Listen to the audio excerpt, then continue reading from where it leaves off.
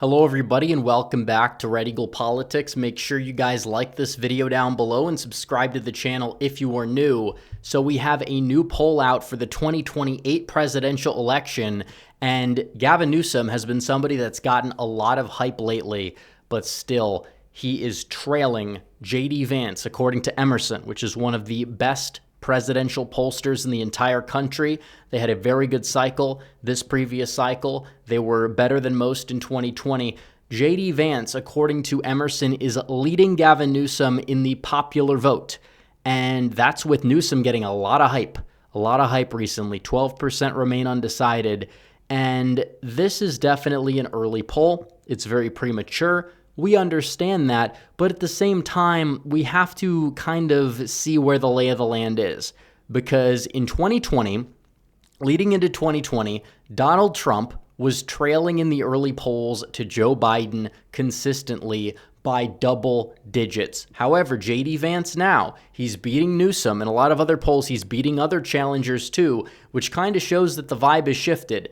And we understand that Donald Trump overperformed the early polls by a lot in 2020. He also did it in 2024. So for 2028, for the Republicans to start off leading is a very, very good sign. But it also speaks volumes to how weak the Democrats are, not just how strong J.D. Vance is. You look at J.D. Vance's favorability ratings in like the actual polls, not these garbage online panels that have been proven wrong time and time again. He's a little bit underwater. Like his favorable rating is like, maybe 44, and then his unfavorable rating is like 47. So there's a lot of undecideds there for sure. He's somebody that is not like massively in the green, nor does he really have to be. I feel like with all the polarization, you're going to have a lot of people with just a reason to oppose a certain candidate. I don't know if you're going to see a candidate that's polling ridiculously high. And Vance got a lot of bad press, and a lot of the undecided voters, in terms of how they view Vance, tend to be more likely to vote Republican, probably more likely to vote for Vance when it's all said and done, which is a good sign for Vance. But Gavin Newsom, on the other hand, he's in the gutter.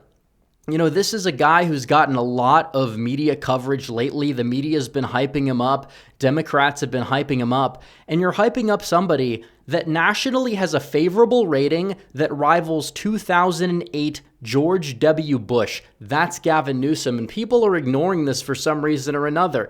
Now, it is true. There are a lot of undecideds. Not everybody knows who the guy is, and 49.2% are unfavorable. So technically, if everybody who doesn't know who he is, garners some favorable opinion of the guy, he would be above water, but that's not going to happen.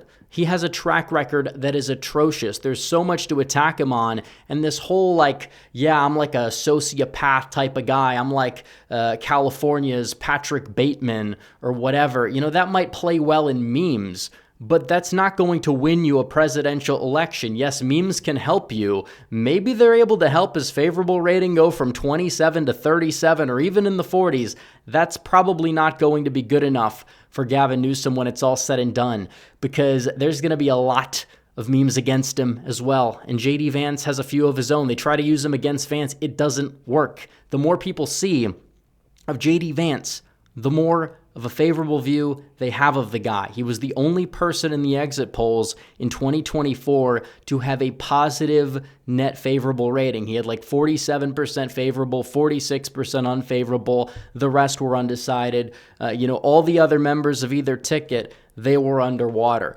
And Gavin Newsom is far more underwater than Kamala Harris ever was. He's down by 22 points. And Democrats want to make this guy the front runner. I mean, the same Emerson poll has Newsom at 25%.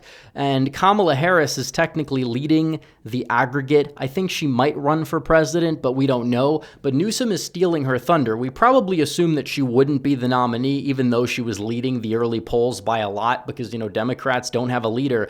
Gavin Newsom is finally being that guy to kind of rise up in terms of his notoriety. And Biden in 2020, like before the, primaries or whatever, he was like polling at 30%. He was the front runner, and eventually he became the nominee. Now, Newsom's going to have a bruising primary, but his like sociopath type of shtick, and the fact that he's like, oh, I'm taking on Trump, and the fact that he's more electable than the other lunatics out there, but still not electable relative to like even 2020 Biden. You know, it may allow Democrats to feel confident nominating him, only to lead to them getting shellacked in the general election. Because you look at his competition, AOC is a lunatic. She's a far left, self-described socialist. She's the Bernie successor, except she's like, got this weird like girl boss personality thing going on. Gavin Newsom's acting kind of like her in terms of how she acted on social media, which was very off-putting to a lot of people.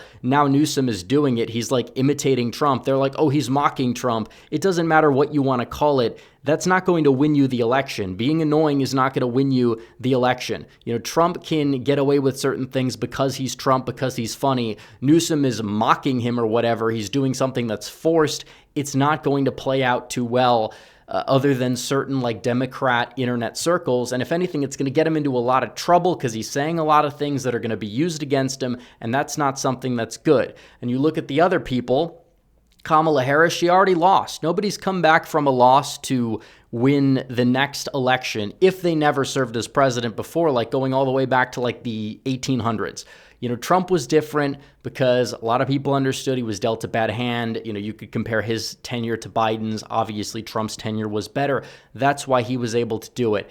You're going to have to go all the way back to like Andrew Jackson to find somebody who lost and then came back to win. And that election was suspect, by the way. And Kamala Harris has not gained popularity since then. She's lost popularity. Every poll asks, looking back, would you vote for Trump or Harris? Harris is doing worse than she was in the polls in 2024, in those same polls when they asked that question. She'll lose those polls by like 6. So that's not going to happen. Pete Buttigieg, I mean, if you want Democrats to just plummet among minority men even more, then they would put him up, but he wouldn't really be strong with any demographic. I think Vance would just run circles around him. I don't think that that's something that Democrats want to get themselves into. He's an awful candidate. Tim Walz is an awful candidate. He weighed down Harris's VP. Usually the VP doesn't have an impact. If anything, he weighed Harris down.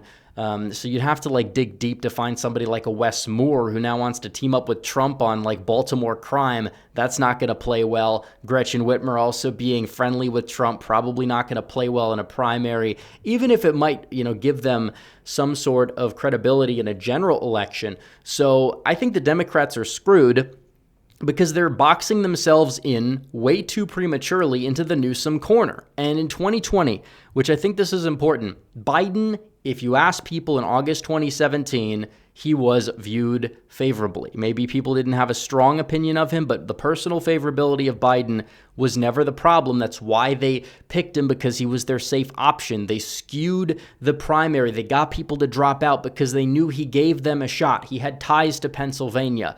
He had ties to the black community through Obama, so they knew that he wasn't going to bleed a lot of support there compared to somebody like a Pete Buttigieg who was polling in the 70s with black voters, and as a Democrat, that's abysmal. And in their primary, he was doing worse than George Wallace was doing, David Duke was doing.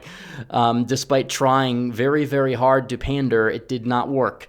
So again, Biden was somebody that they understood had ties to the Rust Belt, was trusted by enough blue-collar union voters where, somebody like Hillary Clinton may not have been, where Kamala Harris definitely was not, and a lot of these other Democrats definitely were not. So they made sure he became the nominee. They changed the election laws. They allowed a lot of mass shady ballot harvesting, used COVID as an excuse, and got him across the finish line. And again, this guy, compared to the other Democrats, yes, he was weak on the surface in many ways, but compared to the other Democrats at the time, he was strong comparatively speaking. Okay, Newsom is a train wreck, and we understand what it's going to take to win this election. Newsom is why Nevada is a Republican state. You could argue, you could make that argument. Nevada and Arizona have moved right partially because of transplants from the state of California escaping his tenure.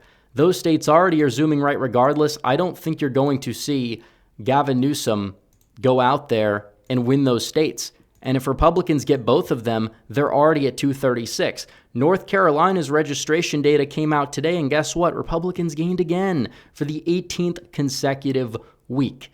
This notion that Gavin Newsom is going to go out there and win North Carolina when 2020 Trump was able to hold the state despite a global pandemic, recession, you name it. I don't really see it happening because the Republicans' floor in the state has gone up since then. So I don't think North Carolina is a state where Newsom's going to be favored against Vance, especially because Vance will have a lot of appeal to the Appalachian voter, and there are the Appalachian Mountains in western North Carolina. And I think that when you have North Carolina going Republican, they're at 252. Yeah, the Democrats will end up above 130, but Pennsylvania is all that matters. And is Gavin Newsom going to be able to do better in Pennsylvania than Donald Trump's VP, who grew up in Eastern Ohio and can relate to a lot of rural Pennsylvanians, but also has an Ivy League education and is well-spoken and can speak well enough to, people that are living in the exurbs in Bucks County and, certain parts of the Philadelphia area? My answer would be that Gavin Newsom is not going to be very strong in the state of Pennsylvania. I mean, this is a guy who decriminalized people knowingly giving other people AIDS. If Pennsylvania goes red, it doesn't matter what happens in Michigan, Wisconsin, or Georgia. Georgia is a state that Republicans can't really rely on, but they don't need to rely on Georgia.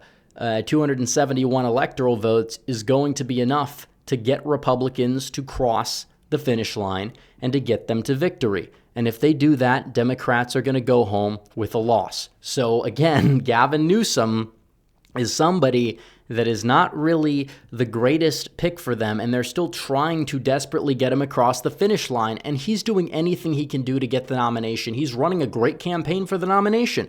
It's a horrible campaign for the general. I mean, you're seeing him going out there and saying about the recent tragedy that took place in Minnesota. He's basically mocking the fact that prayers don't work, saying, oh, these children were literally praying as they got shot at. That's not going to bode too well with voters. Pennsylvania does have a lot of Catholic voters. Gavin Newsom and J.D. Vance are both nominally Catholic. The difference is Gavin Newsom is a California Catholic. We understand that. Now, it is true a lot of Catholics may not exactly be devout, but the ones that are, the Polish voters in certain places in Pennsylvania, they're not going to go for this guy if he's going to be acting like this. I can guarantee you. Doesn't even matter what the economy looks like, which again, how are voters going to decide that? They're going to decide if the economy has improved from 2025 to 2028. That's what it's going to be based on. It may not be the greatest economy in the world, but if you see an improvement, typically voters are going to be content enough to stick with the party. And people will say, well, the cost of living is too high. I agree. Do you think making the governor of California, the state that has the highest cost of living besides maybe Hawaii, because they have to fly everything there, do you think California's governor is a good candidate for the Democrats to go out there and try to mitigate the problem? Of course he's not. He's atrocious.